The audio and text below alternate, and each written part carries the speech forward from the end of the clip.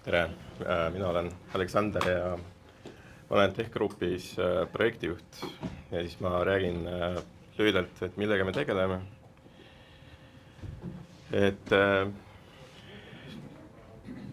Meil siis Tech-grupp sai loodud 2003. aastal, meil on ligi 120 töötajat.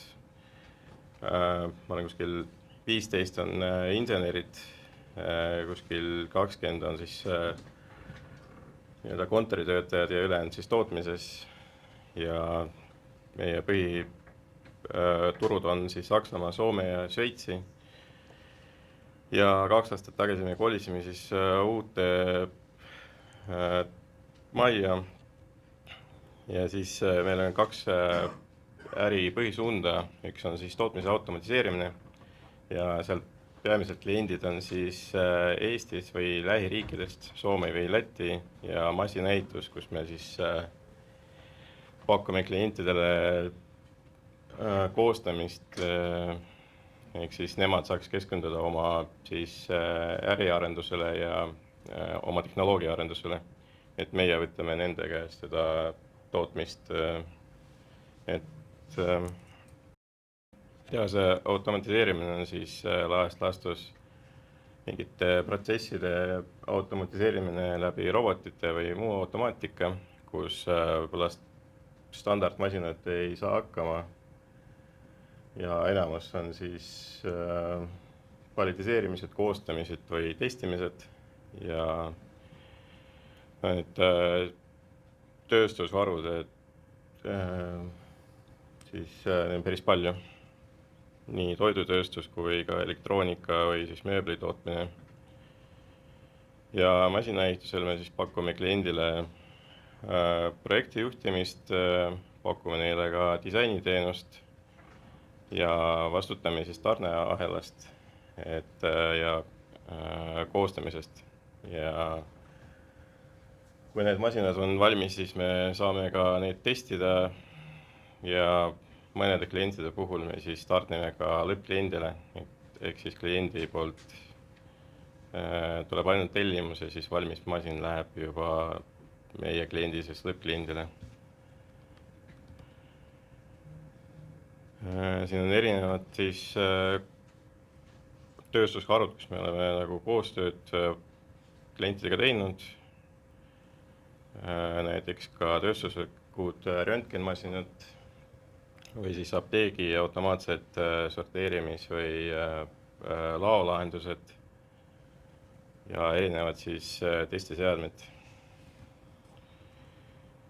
Ja kuidas meil siis enne kolimist, siis meil oli suht piiratud laopind ja esiteks meil siis tuli rohkem kliente ja rohkem tellimusi, et saime aru, et selle laopinnaga me enam hakkama ei saa. Teiseks, teiseks probleemiks oli niimoodi, et meil iga projekti kohta oli määratud laos riiul, ehk siis kõik kaubad, mis tulid sellele konkreetsele projektile, tulid sinna riiulisse. Ja kuna projekte oli korraga rohkem, siis ja mõned olid suuremad, mõned olid väiksemad ja siis väikse projekti jaoks näiteks oli suur riiul broneeritud, sinna rohkem kauba ei sattunud, et siis laos tekkisid sellised tühjad kohad, mida tegelikult oleks saanud kasutada. Siis veel üks mure oli selles, et laotöötaja tegelikult võttis vastu kaupa juba arvutis ja siis see juba kohe jõudis saldosse konkreetse lao riiulisse. Kui ta nüüd selle kaubaga riiuli juurde jõudis, siis seal võis olla see probleem, et kohta enam ei ole või ta kogemata pani näiteks valesse kohta, süsteemis andmed ei muutu. Siis pärast kauba otsimisel või otsimise peale läks meil päris palju aega. Veel üks väljakutse, jällegi on olemas projekti spetsiifilised kaubad, siis on kliendispetsiifilised kaubad, kus meil olid konkreetsed kokkulepped klientidega, näiteks suures koguses mingid komponendid ostetud, kus tavaliselt on tarneraskused, et hoidsime need laos. Ja siis on mingid väiksemad kulumaterjalid. Ehk siis need erinevad varianti oli päris palju ja iga niisuguse variandi jaoks oli eraldatud eraldi riiul. Ja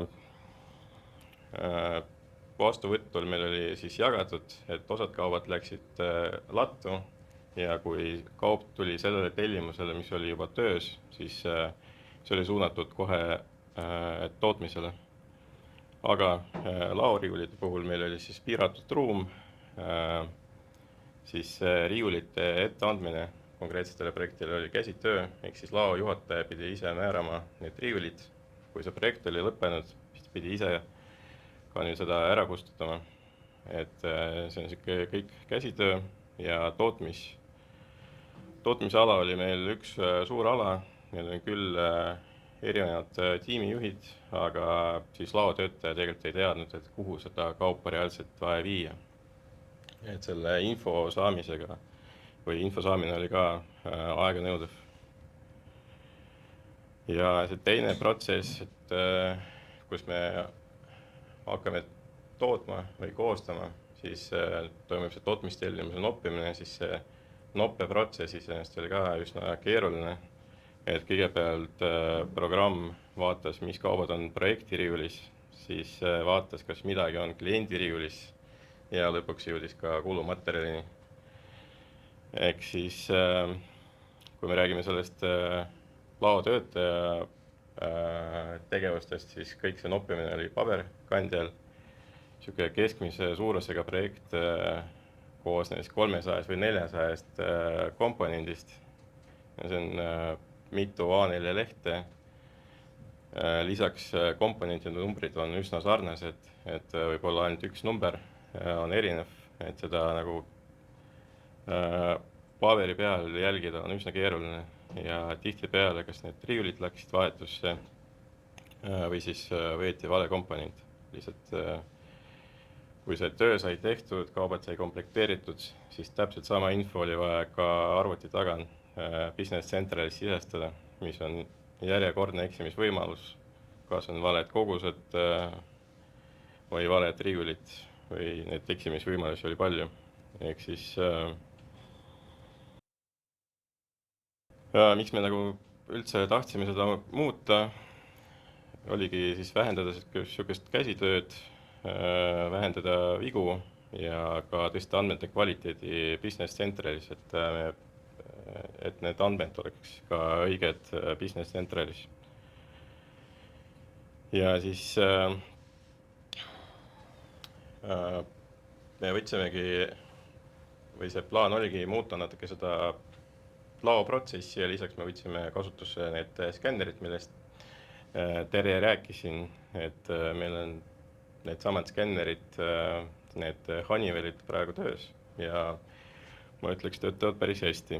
Aga keskmisel meil võttis see aega umbes aasta, et aasta alguses me nagu alustasime seda protsessi kirjeldust, panime seda kirja, arutasime laotöötajatega. Siin oli ka päris suur väljakutse neile maha müüa seda, et miks me tahame muuta seda. Et esimene reaktsioon oli kindlasti, et asi töötab ja ei hakka midagi muutma. Siis kuskil augustis me jõudsime sinna, et saime esimesed testid teha ja tänu sellele, et see kogu see suur arendus oli väiksemateks plokkideks jagatud, siis me saime need üksikuid plokke testida. Ja siis selleks ajaks meil oli ka üks testskänner, millega me saime päriselt nagu laos tööd teha. Meil oli kõrval testbaas ja siis töötaja tegi nii laivis kui ka testis samu protsessi, et me saime sealt päris palju tagasisidet, et kuidas need skännerid töötavad.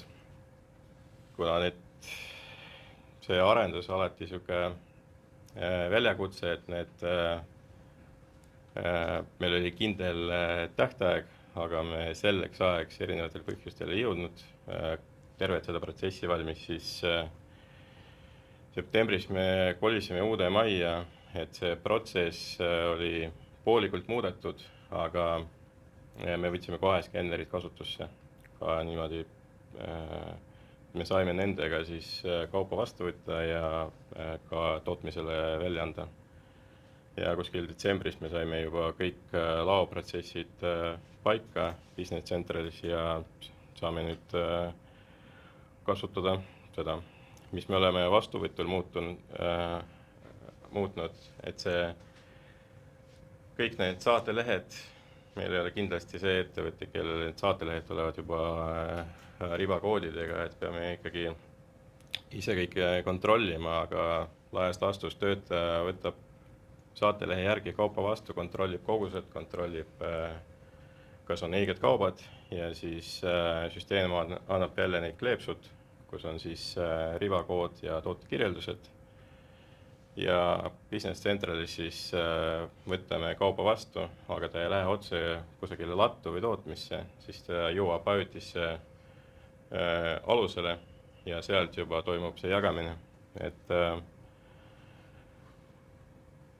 lauriiuli puhul siis me loobusime nendest projekti riiulitest, nüüd on üks suur ladu ja siis süsteem pakub, kui see kaup on laos või kunagi oli laos, et mingid kanned on olemas selle kohta, et siis pakutakse sama riiulit ja mis on siis selle skänneri lahenduse suur eelis, et see kaup endiselt asub ajutises kohas, enne kui töötaja päriselt läheb selle riiuli juurde, skännib riiulit, skännib kaupa ja kinnitab kogust.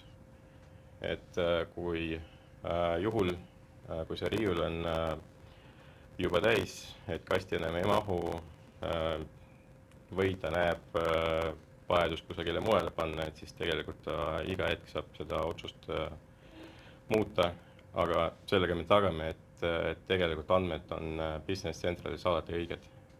Seda eksimisvõimalust on kordades vähem. Ja samas, kui näiteks samad komponendid on ühes kohas, tuleb veel juurde, enam ühte kasti ei mahu, saab alati samas skanneris tervet seda komponentide kogust kusagile mujale tõsta. Et kõigepealt võtame näiteks kauba vastu, määrame seda riiulit ja siis saame selle ümber ladustamisega siis panna mujale. Ka tootmises me tegime, jah. Kui teil on nagu üks sama komponent, aga erinevalt hankijad, kas seda ta ka näitab eraldi? Seda me ei jälgi, aga meil ei ole vaja seda. Kvaliteedi vahe on näiteks, et eelmine, mis oli ebakvaliteetne mingil põhjusel, aga seda saab kasutada mingis teises kohas ja uuem on kvaliteetsem, aga nad on ühe koodi all. Seda pigem ei. Seda me pigem ei kasuta. Me ei kontrolli 100% materjali, mis sisse tuleb. Selleks meil on oma kogemuse pealt me teame, et mingid konkreetsed kaubad, mida vaja kontrollida, siis nendel on siis eraldi märk ja laotöötaja näeb, et need on vaja siis kvaliteedi kontrolli näiteks viia.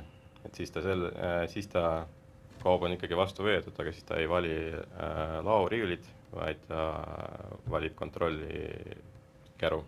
Ja siis protsess on korraldatud niimoodi, et see kvaliteeditehnikud käivad siis paar korda päevas, vaatavad, kas on midagi tulnud, võtavad siis endale ja tagastavad sama riiulisse. Ja tootmises me tegime ka muudatust, et nüüd see tootmine on jagatud tootmisaladeks ja need alad on Business Centralis ka määratud, et kui leiab tootmistellimust, et kui kaup tuli tootmistellimuse ja sellel tootmistellimusel on juba kaubad nopitud, siis määratakse see tootmisala, kuhu on vaja viia ja tootmisalades on ka tekitatud need kohad, kuhu töötaja viib siis seda ja seal samamoodi ta peab skaneerima selle koha ja kinnitada, et siis me näeme, et sest tihtipeale vana süsteemi järgi oli see, et kaup oli vastu võetud, me nägime, et see peaks olema tootmises seda ei olnud, et siis hakati uurima, et kus on, et selgus, et see on laotöötaja lihtsalt unustas viia õigesse kohta. Sama ka noppimine, et noppimine nüüd skänneris. Siin samamoodi, et kui kasutaja või laotöötaja skaneerib valesti või võtab vale kaupa, et siis tuleb see teavitus, et me sellega juba tagame, et vigude arv väheneb.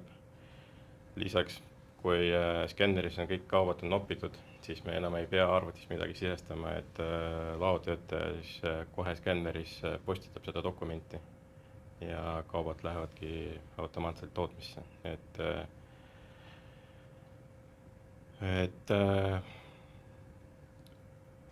selle muudatustega me võitsime umbes 40-50% sellest ajast, mis töötaja nagu kulutas nüüd sellele, et kaubad tootmise jaoks ette valmistada. Ja mis meil siis need sellised väljakutsed või siis õppetunnid olid, et see suure muudatuse arendus võtab kindlasti palju aega, et seda ei saa teha mingi paari kuuga. Et siin kindlasti peab olema ka väga hea koostöö nii siis arendaja kui ka töötajate vahel, et siis kindlasti kaasada töötajaid. Aga nagu ma eelnevalt ka mainisin, et kõigepealt tuleb neile seda ideed maha müüa, et nad oleks ka valmis aktiivselt panustama. Ja mis on siis meie siis kogemuse puhul oli hea, et me jagasime seda suurt tööd plokkideks, et me saime, kui me nägime, et me ei jõua nagu õigel ajal kõiki arendusi teha, et me saime siis selle plaan B-ga edasi minna, et osa sai tehtud ja mingite plokkidega me jätkasime tööd siis, kui oleme juba uude majja kolinud.